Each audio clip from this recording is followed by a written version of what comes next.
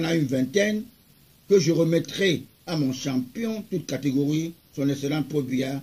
Vous verrez qu'il n'a pas été choisi président d'honneur de COTRAC, collectif de travailleurs retraités de l'Afrique centrale, par hasard.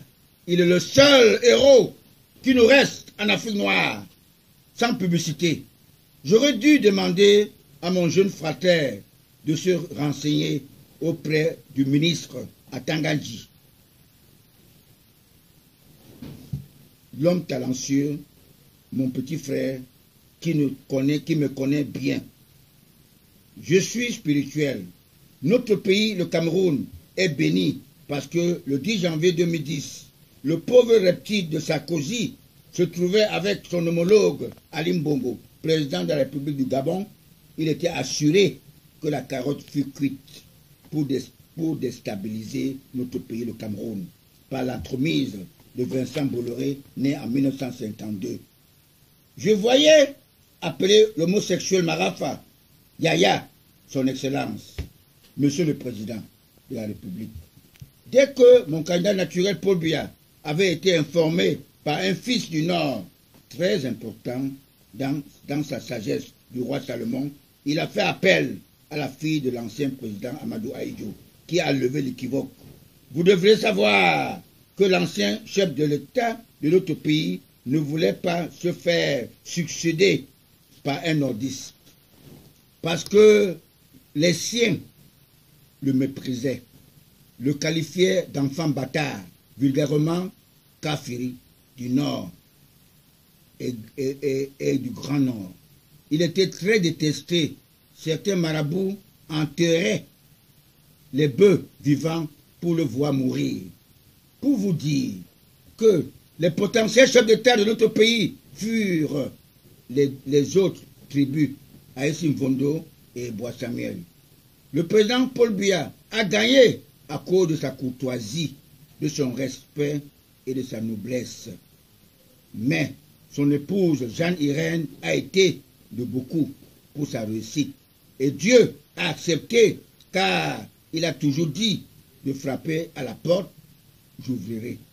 Le président Paul Biya, j'avais dit qu'il ne peut pas tuer une poule, parce que le journaleux Patrice Nouma voulait le salir en lui inculpant le décès de sa femme Jeanne-Irène. En tant que spirituel, Jeanne-Irène est décédée avec tous ses complices parce qu'elle ne savait pas que Paul Biya est le choix de Dieu pour notre pays, le Cameroun, berceau de nos ancêtres. Tous ont mérité l'enfer. Je suis le politologue spirituel qui remplacera Oona René Dibarbedu, qui se trouve au paradis avec son bourreau, Jean Fauchevet. Impossible n'est jamais devant Dieu. Nous gagnerons la CAN 2019 parce que le premier sportif ne faillira point. Mes très chers compatriotes, vous avez vu que pour la première fois qu'un député de la nation est destitué un président des députés.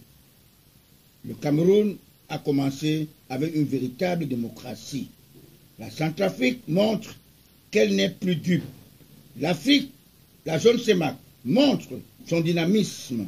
L'Afrique se soude derrière le doyen des chefs d'État de l'Afrique centrale, mon candidat naturel, Paul Biya. Chaque chose a un début. Ceux qui ont marché contre la démocratie veulent destituer le père de cette démocratie. Je veux transmettre à mes frères et sœurs une confidence. Si l'ex-gouverneur de la région du littoral, M. Betty Assomo Joseph, avait respecté sa parole lors de l'entretien que lui et moi avions eu pour mon entrée dans le parti, le RDPC, parce que je fus d'abord membre de l'UNDP. Je lui avais exigé que cette cérémonie devrait être médiatisée. Il m'a assuré qu'il va le faire, même dans son bureau. Il appellera Canal 2, Equinos, la chaîne panafricaine Vision 4.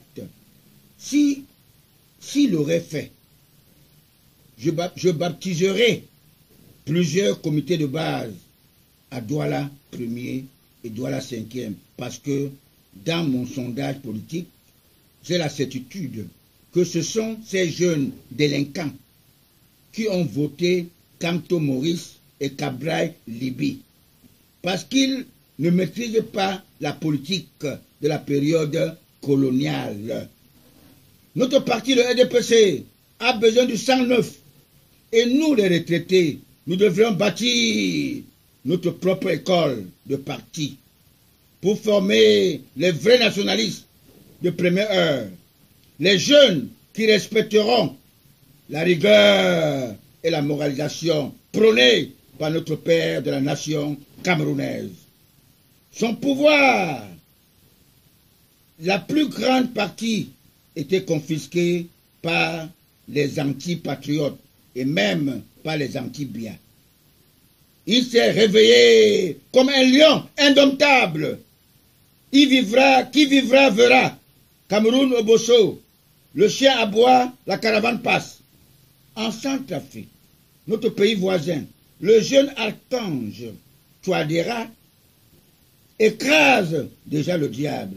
Il risquerait d'être un bon élève de mon candidat naturel, Paul Biya.